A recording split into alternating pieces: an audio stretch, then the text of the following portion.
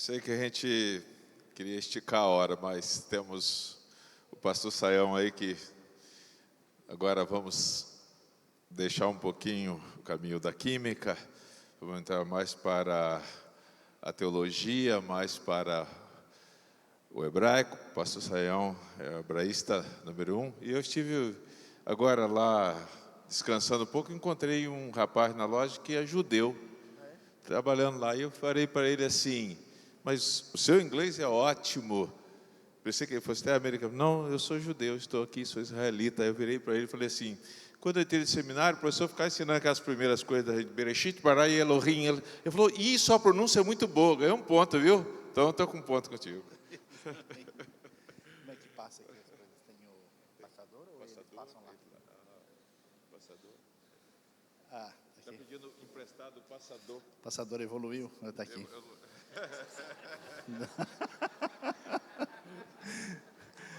Bom, graça e paz a todos, uma grande alegria. Quero agradecer ao pastor Larindo, pastor Douglas, pelo convite de estar aqui com vocês para falar sobre esse tema. E minha situação é bastante complicada, né? Depois de ouvir bastante sobre a interpretação do fenômeno da vida de Teilhard de Chardin, né, fazendo esse diálogo de teologia, filosofia, poesia e paleontologia, ouvindo agora o design inteligente, para resolver tudo só falando em hebraico mesmo. Que aí o pessoal vai ficar altamente inspirado. Mas vamos lá. Quando a gente pensa sobre essa questão, partindo de uma perspectiva de valorização do texto bíblico, é necessário que a gente olhe para o livro de Gênesis e preste atenção ao que o texto tem a nos dizer. E às vezes quando se faz isso, faz-se uma leitura de Gênesis baseado talvez em pressupostos que às vezes o próprio intérprete já tem quando faz isso. E eu vou pedir desculpas a vocês, que a gente vai precisar falar em línguas um pouco aqui, pastor Laurindo, né? Não fique preocupado, porque a gente tem elementos técnicos ligados à leitura do texto bíblico e que nos ajudam a entender, do ponto de vista mais objetivo, o que o texto, em grande parte, realmente está dizendo. E depois do nosso intervalo, mais à noite, a gente vai mexer um pouquinho mais com a questão de Gênesis e esperamos, então, caminhar aí nessa direção. Então, vamos ver questões linguísticas que têm a ver com Gênesis e como é que a gente lida com essa questão. Começando, só para a gente já falou um pouquinho sobre isso, né? Nós temos essa relação entre fé e ciência, mas à noite vou tentar estabelecer uma conexão. O que a Bíblia diz? No princípio, bará, um verbo muito peculiar, usado ali com relação a Deus, que é Elohim, os céus e a terra, uma linguagem para fazer referência ao universo. E prosseguindo o texto no verso 2, ora, a terra era sem forma e vazia, trevas cobriam a face do abismo e o Espírito de Deus se movia sobre a face das águas. Pouca gente talvez imagina, mas a primeira letra da Bíblia é um problema técnico muito grande. Por quê? Porque o que está escrito ali é algo que a gente não espera que deveria estar. Pastor Laurindo já pronunciou aqui muito bem, né? Bereshit bara Elohim. Só que essa forma Bereshit, a preposição be, ela é uma forma gramatical inesperada. A preposição que está aí deveria estar acompanhada de artigo, ou seja, ela deveria estar escrito Bereshit. Só o fato de ser B em vez do Ba, e que você do hebraico não sabe nem o Beabá, né? A coisa dá espaço para a gente fazer uma série de teses de PhD sobre o assunto, porque literalmente está escrito em princípio. E o Reshit não é uma forma também esperada, porque ele está com uma construção que literalmente é em princípio de, ou seja, existe um genitivo, né, por trás, na forma do substantivo, e que gera toda uma discussão muito grande sobre isso. De tal maneira, a gente pode dar uma olhada aí no texto, né? Você pode acompanhar, olha lá uma tradução literal, né? Literalmente, em um início. E eu ainda acrescento, em um início é um mistério. E os estudiosos, então, sugerem o seguinte, o que realmente o texto está querendo dizer? Ele está dizendo, no início, como a gente sabe que o texto primordial é o chamado texto consonantal, os maçoretas leram na segunda palavra o verbo bará e pontuaram como tal. Mas existe a chance daquilo ter sido originalmente um substantivo, ou seja, em vez do princípio criou, como aparece o de, no princípio da criação. Seria uma possibilidade, ou poderia ser o que a gente chama de genitivo elíptico. O negócio é complicado, ou seja, no princípio de tudo, ou no princípio, né, dos tempos, Deus criou os céus e a terra. Isso é importante porque, às vezes, de um lado ou de outro, pessoas fazem asseverações muito definidas sobre o texto de Gênesis, sem nem conhecer as discussões técnicas que existem no texto original. Então, literalmente, em um início criou Deus, a palavra Deus pode ser plural ou singular, aquilo é singular por causa do verbo, os céus, céus é dual no hebraico, a partícula acusativa não tem tradução, e a terra. Bom, vamos andar um pouquinho para frente. Então, ao contrário do que muita gente diz, né? Não, Bíblia boa é aquela que é traduzida literalmente. Quando o cara fala isso, você sabe que ele não estudou nada, muito pouco de grego e certamente zero de hebraico. O hebraico, por exemplo, não tem verbo ser e estar no presente. Então, você imagina como é que ia ficar a sua Bíblia se tirar todos os verbos no presente, ser e estar. Não aparece a forma no texto maçorético. Portanto, nós temos uma tradução literal que é difícil, por si só, se for ler o texto realmente, literalmente, entender o sentido do verso, em um princípio criou Deus. Portanto, essa realidade, porque às vezes a gente tem a impressão que os problemas ligados ao texto são resultados de uma crítica recente, aplicada por uma perspectiva, vamos dizer, europeia, pós-iluminista, mas para vocês terem uma ideia, essa realidade é tão definida que você tem nos textos bíblicos antigos, no caso, por exemplo, do texto hebraico, você tem um texto padrão, que a gente chama de texto maçorético, cuja referência principal é um códice chamado Códice de São Petersburgo, juntamente com o seu paralelo, o Códice de Alepo, que são os manuscritos principais. Além disso, você tem os manuscritos do Mar Morto, as traduções antigas, como o Pentateuco Samaritano e a Septuaginta, que os estudiosos da crítica textual comparam para chegar mais próximo possível do texto original.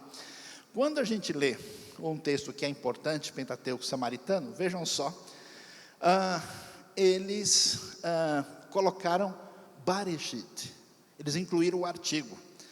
Então dá a impressão que eles sentiram, olha, esse negócio ficou diferente, né? Não está o que a gente imaginava que estaria. De qualquer maneira, muitos dos estudiosos, e os comentários mais profundos do ponto de vista linguístico do texto, vão dizer que a ideia traz para a gente uma frase que tem esse perfil anartra, né? Que existe um artigo não explícito e que, de fato, apesar das discussões, o sentido do texto deve ser, no princípio, criou Deus os céus e a terra. Sabem vocês que o B, que sozinho é traduzido por em, mas em pode ser uma ideia de local ou de temporalidade. E aqui no princípio a ideia de temporalidade. Existem traduções, e você vai encontrar isso no material mais técnico, na NVI, por exemplo, você tem isso na nota de rodapé, de gente que entende esse B sem artigo, com função temporal, e faz a seguinte tradução: quando Deus criou os céus e a terra, sendo a terra sem forma e vazia, disse Deus, haja luz. Quer dizer, entendendo que a frase tem toda uma relação de continuidade, e que esse B temporal tem sentido de quando. Até porque a frase Baion, por exemplo, no dia, que vai aparecer em 5:1, ali a maior parte das traduções colocam quando com essa função da preposição. Mas de qualquer maneira, analisando as alternativas e possibilidades, a ideia de quando, a ideia sem artigo, perde por falta de argumento suficiente. Então a maioria entende que a melhor alternativa é trabalhar com o conceito de no princípio. Agora o problema é princípio de quê? Princípio de tudo, princípio da criação, do que é que o texto está falando exatamente? Essa pergunta se levanta, porque isso vai acabar interferindo na continuidade da leitura de Gênesis. Olha lá como eu mencionei para vocês, está vendo? Se B for visto como partícula temporal, e aí entendendo a sintaxe da oração regida a partir daí, a tradução seria quando Deus criou os céus e a terra, sendo a terra sem forma e vazia, e o Espírito de Deus pairando sobre a face das águas, disse Deus, mostrando uma relação de continuidade. Portanto, a gente caminha e vamos voltar a essa discussão um pouquinho mais para frente, para entender de fato qual é o foco de Gênesis quando organiza coisa assim. Importante ressaltar a forma Elohim, interessantíssimo. Por que a palavra Deus não é a única palavra, mas a palavra mais comum é uma forma pluralizada. Mas quando você ouve plural, na sintaxe da língua hebraica, o plural tem uma série de desdobramentos específicos. Plural não é sempre a ideia de quantidade. Existe a ideia de plural majestático, existem funções diferentes. O grande desastre é quando a gente estuda línguas originais pela metade. O sujeito ele acaba tendo uma série de conclusões, e quando, vamos dizer, a coisa realmente vai se aprofundar, quando o bicho vai pegar, como se diz em inglês, when the animal is gonna catch, né? O pessoal está funcionando ainda. Quando a coisa vai ficar complicada, às vezes o pessoal não se aprofundou e tira conclusões apressadas de expressões limitadas. Então, Deus, a forma é pluralizada, talvez nesse sentido de engrandecimento do próprio substantivo, e Bará, que muita gente fala que é uma criação a partir do nada, não é verdade do ponto de vista do léxico hebraico. Bará não significa criar a partir do nada. A visão que Gênesis 1 apresenta dá a ideia de criar do nada, mas isso não é um argumento semântico, não decorre do verbo. Bará tem uma particularidade. Qual é a particularidade? Só Deus é sujeito desse verbo. Existem outros verbos, como o verbo assá, que é o verbo fazer, mas só, como diz até hoje na tradição judaica, quando alguém faz uma oração, ela fala Hu Haboré, ou seja, ele é o Criador. Então, só Deus pode criar. Ele é um verbo exclusivo de Deus. Então, aqui aparece uma sintaxe peculiar, uma maneira de organizar a estrutura do texto, uma forma plural do substantivo e um verbo no singular, né? Quando é que a gente sabe que é Deus ou deuses? Quem decide é o verbo, porque o substantivo Deus é Elohim, forma pluralizada, mas o verbo é singular, então se traduz Deus criou. Se fosse uma forma plural de deuses, seria Elohim Baru e não Bará. E aí, isso traz várias interpretações sintáticas decorrentes. Por que é que a forma de Deus é pluralizada?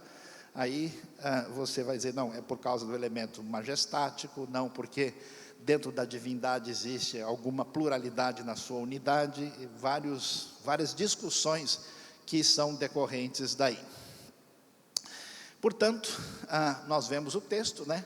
Então disse Deus. O plural chama atenção, né? Porque prosseguindo no verso 26, observe, façamos o homem. E aqui um exercício hermenêutico exegético importante, né, que a gente precisa perceber, que em primeiro lugar é muito importante tentar acompanhar o que o autor original quis dizer.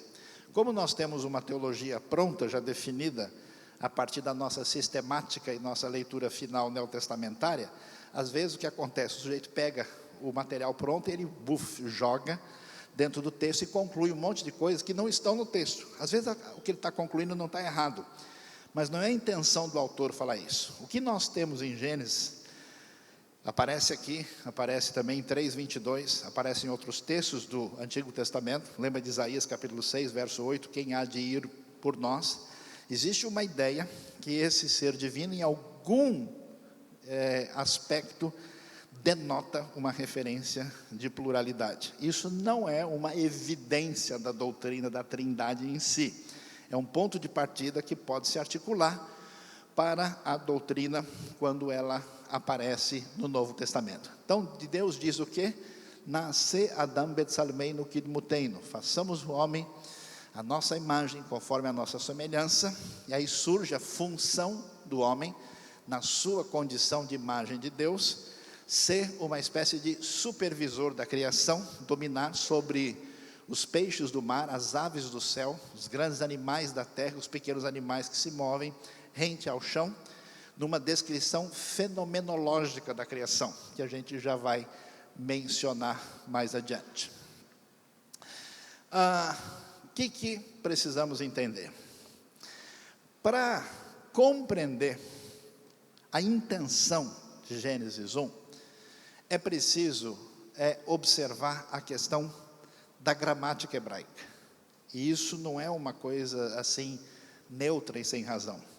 Porque vai fazer toda a diferença se a gente lê Gênesis 1:1 como um texto que segue na sequência junto com 2. Quando Deus começou a criar os céus e a terra, sendo a terra sem forma e vazia, muda tudo. E em relação a, no princípio criou Deus os céus e a terra, ponto. Próxima linha, a terra era sem forma e vazia. Então, dependendo de como se interpreta uma pequena conjunção que faz a separação entre o verso 1 e o verso 2. Porque o texto diz, no princípio, Deus criou os céus e a terra. E aí, a terra era ou estava sem forma e vazia. Esse e a terra é a referência completa de como deve ser guiada a interpretação na sequência. Então, nós estamos numa situação difícil, porque essa conjunção deve nos ajudar a entender que tipo de sequência deve ter o texto de Gênesis para que ele seja lido adequadamente. O que acontece? E a terra era, ou a terra estava, Vehaaretz haitá.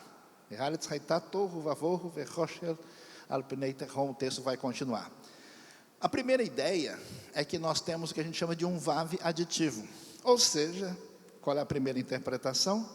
Que Gênesis 1:2, do ponto de vista do autor, apresenta uma relação de sequência em relação a 1. No princípio, Deus criou os céus e a terra era sem forma e vazia. Existe uma relação de continuidade. A gente poderia até colocar vírgula, e a terra era. Ou seja, não existe uma função do versículo 1 de ser um título em relação ao que aparece na sequência.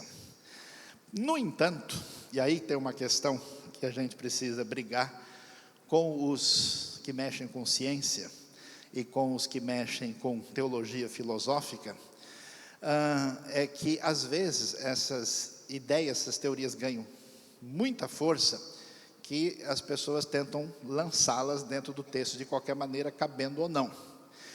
E como a conjunção vav, em alguns casos, minoria, pode ter sentido adversativo, o pessoal falou, agora sim a gente descobriu o caminho. Qual é o caminho? Como a interpretação geral, como a gente já ouviu hoje, nos últimos anos, sugeriu que a espécie humana, e que a vida humana era muito mais antiga do que se pensava no ambiente europeu, da Idade Média, ou do início da chamada Idade Moderna, e o pessoal começou a mudar esse posicionamento. A pergunta é, como é que a gente faz com essa sugestão de que as coisas são mais antigas e a realidade do texto bíblico? A coisa foi facilmente encaminhada. Veja bem, no princípio, Deus criou os céus e a terra. Todavia, no entanto, apesar disso, a terra ficou sem forma e vazia. Ela se tornou. Isso permite uma tradução não tão razoável do verbo ser aqui, haitar, em tornar-se ou ficar, e faz com que a conjunção vav se torne adversativa. Por que isso se tornou tão interessante? Porque surgiu o que é chamado de teoria do intervalo, ou a chamada teoria do gap. Essa teoria do gap dizia o seguinte: de fato, tudo é muito antigo, a realidade da existência dos animais, da vida humana, do universo, e Deus criou tudo, só que bagunçou o coreto. Satanás entrou na história, houve a queda, o mundo virou um caos, e aí muda tudo. Gênesis 1, verso 2 em diante, não é um relato da criação. É um relato da reordenação do mundo depois do caos. A expressão tohu vavohu é entendida como uma referência ao caos, o que também não é semanticamente tão defensável assim, e que as coisas significam, o texto significa que as coisas foram reordenadas por Deus. O Espírito de Deus pairando sobre a face das águas, até como argumento forte, olha, está vendo, nem fala da criação das águas, as águas já estão lá, quer dizer que Deus está reorganizando uma bagunça que já existia no universo por causa da queda celestial. Houve uma acomodação da temporalidade da queda com a sugestão de que, de fato, as coisas que a gente vê, o carvão, o petróleo, que se diz que seriam, resultado de seres que morreram e formou-se aí aquilo que é o combustível fóssil, e a terra então ficou sem forma e vazia. O vav é adversativo, o texto teria a intenção de estabelecer contraste. Como é que a gente fica em relação a essa questão? Vamos lá. A outra hipótese, gramaticalmente esperável, ou melhor, sintaticamente compreensível, é que o vav não é nem aditivo, que daria uma ideia de simples sequência, né? No princípio Deus criou os céus e a terra era sem forma e vazia, não existe separação entre verso 1 e 2, o 1 não é título, ou nós temos uma relação adversativa, mostrando que a história foi numa outra direção, ou a terceira, ora a terra era, ou seja, essa terceira sugere uma absoluta ruptura entre verso 1 e verso 2, seria o que a gente chama de um vav introdutório, uma nova oração que vai aparecer aqui na sequência. Preciso ir adiante, o que está acontecendo aqui? Acho que houve um cromossomo aqui, proteínico, que aconteceu. Está faltando a perninha, ele não anda aqui. Alguma coisa fora do lugar. Fazer uma oração forte para ver se ele segue adiante. O que acontece? Na gramática hebraica, esse texto é diferente. Não está escrito ali o que a gente esperaria normalmente. Quando você tem uma continuação do texto, a sintaxe hebraica é do jeito que é a sua Bíblia corrigida antiga, que não reflete o português de hoje, mas não reflete o hebraico também, mas a forma segue, você coloca o quê? Sujeito, verbo e complemento. Era de se esperar que o texto dissesse Vehaitá haaretz, mas ele não diz isso. Ele inverte o sujeito com o verbo. Quando isso acontece, existe uma intenção nítida no autor de estabelecer uma ruptura, de iniciar algo novo.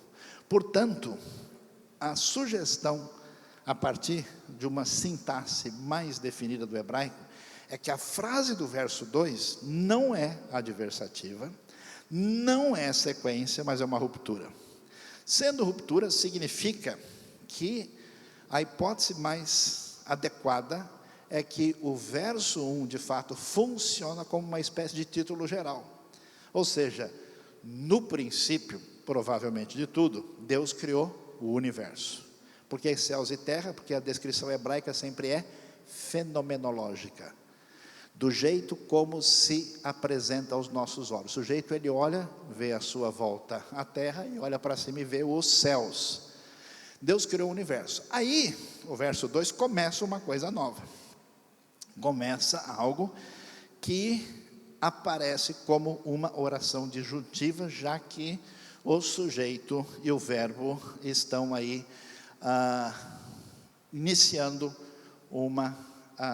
um texto novo que vai falar sobre como é que se dá essa criação. A gente pode até dizer que Gênesis 1 termina com 2 pontos e o que vem depois. A expressão tohu vavorro, que é o que aparece aqui, vai organizar todo o texto, que vai do verso 3 até o verso 2, 4. Vamos voltar lá. Opa, está difícil aqui. Importante destacar.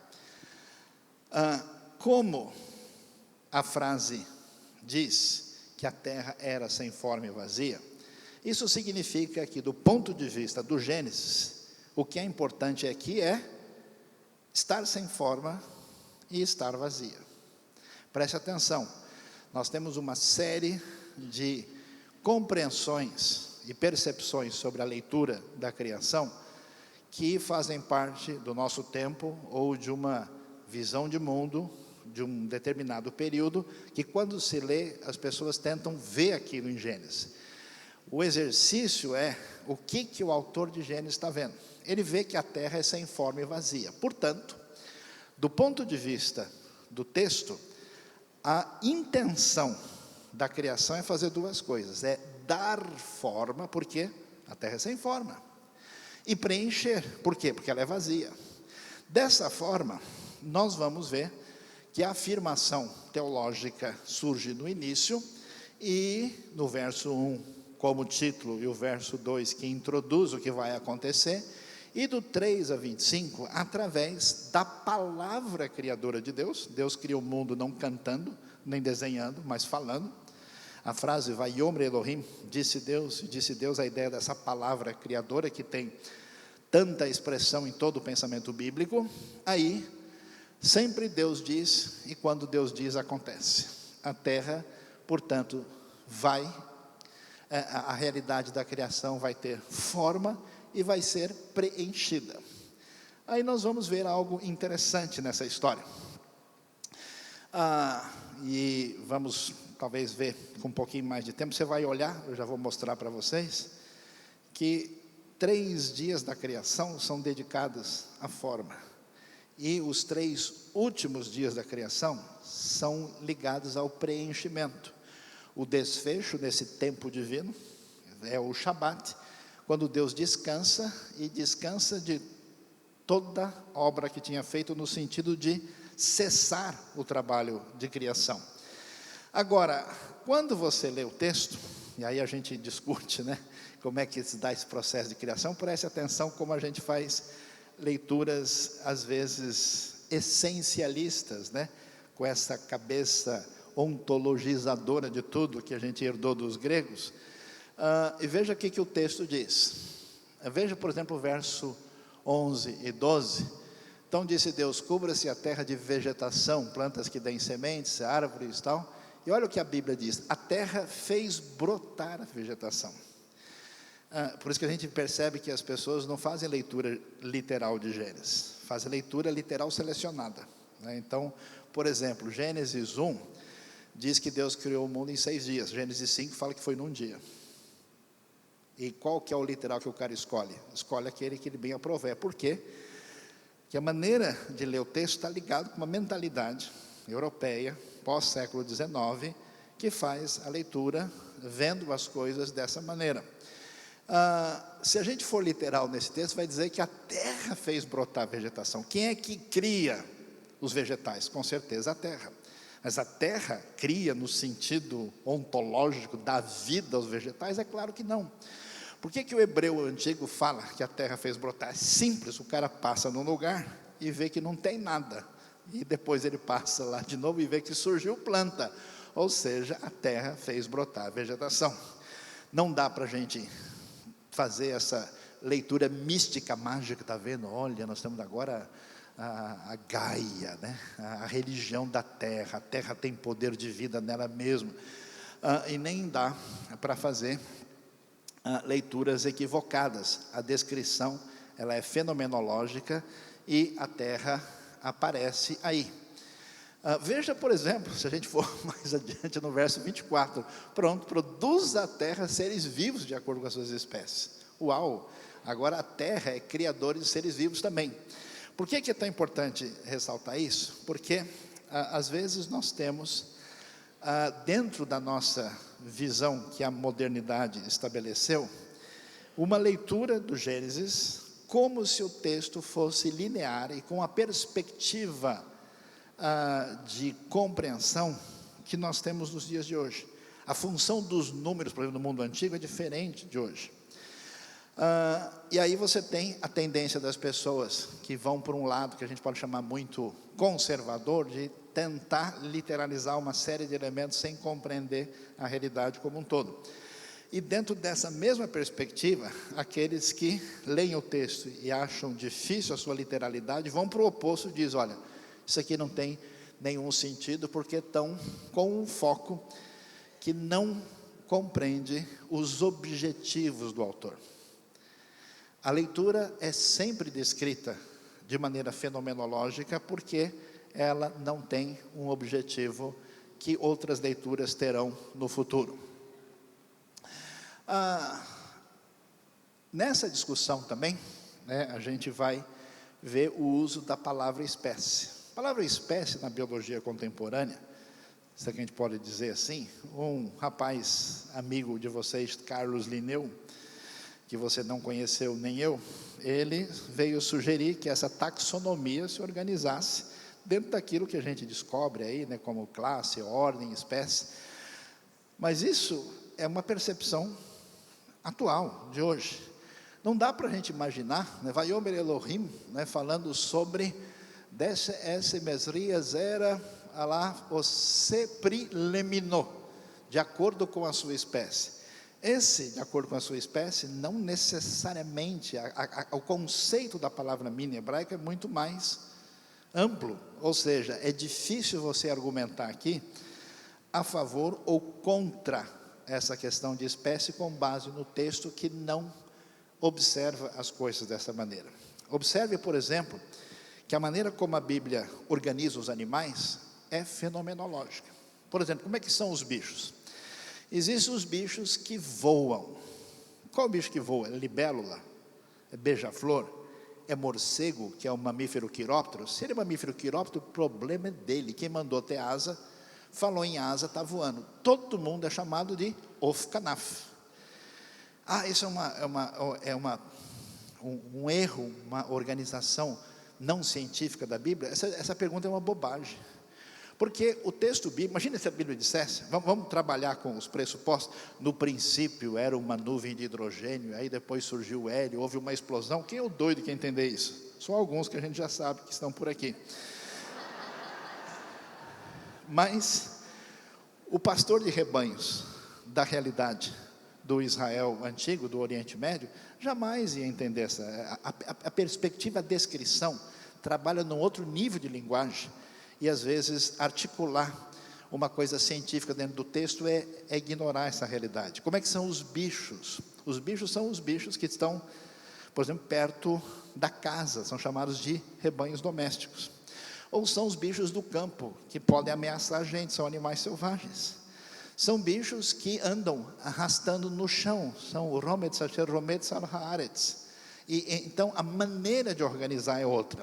Portanto, é importante levar isso em consideração. Min, por exemplo, é um termo bem genérico, enfatiza a diversidade da criação e não tem a ver com a taxonomia biológica recente nos seus detalhes. Terminando, eu só queria fazer menção de que a gente vai ver isso com um pouco mais de cuidado, mas os dias da criação, descrito em Gênesis capítulo 1, são dias onde você vê, por exemplo, logo no início, a ideia de que Deus cria a luz. E o sol, a lua e as estrelas só surgem no quarto dia. Aí vem uma discussão. Como é que o dia tem 24 horas se o sol só surge no quarto dia? No primeiro dia funcionou com um relógio diferente? As plantas surgem no terceiro dia. No quarto dia surge o sol.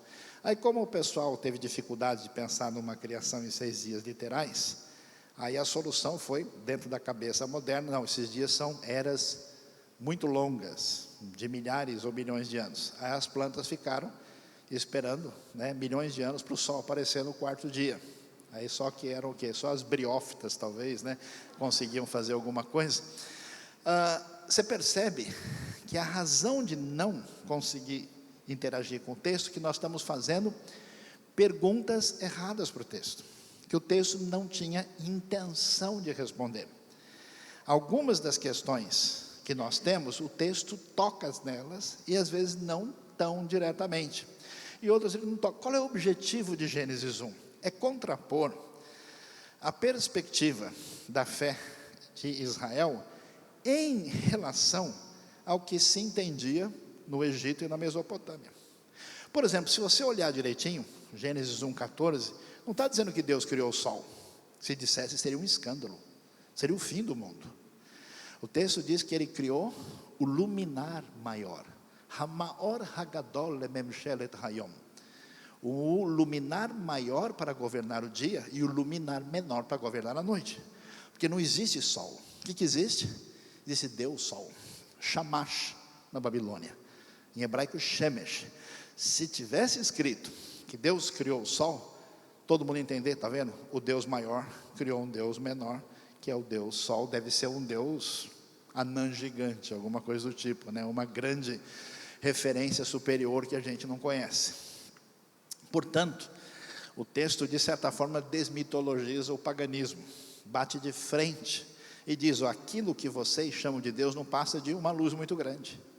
E aquilo que vocês adoram, a cidade mais antiga do mundo é considerada Jericó.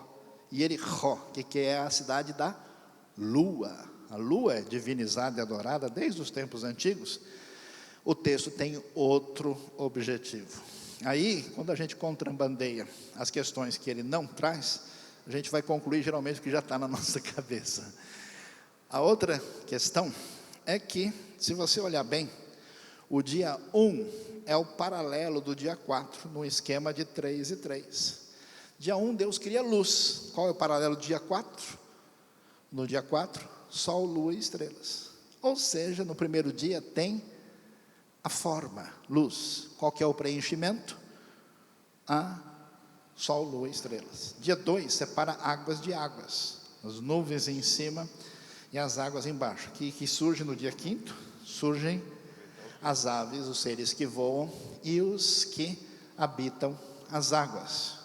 No dia 3, surge a terra seca, a Yabashá, com as plantas, e no 6º dia os animais e os homens. É paralelo. A construção, ela com certeza tem um núcleo histórico, ela é poética e ela é essencialmente literária.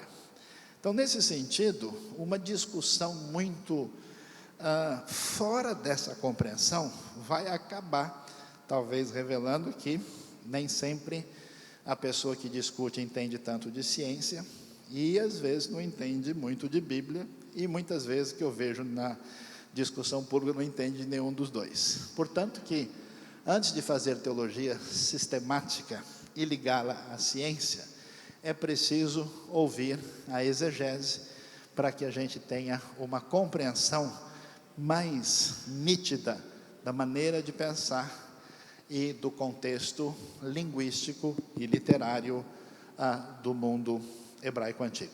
Muito obrigado pela atenção.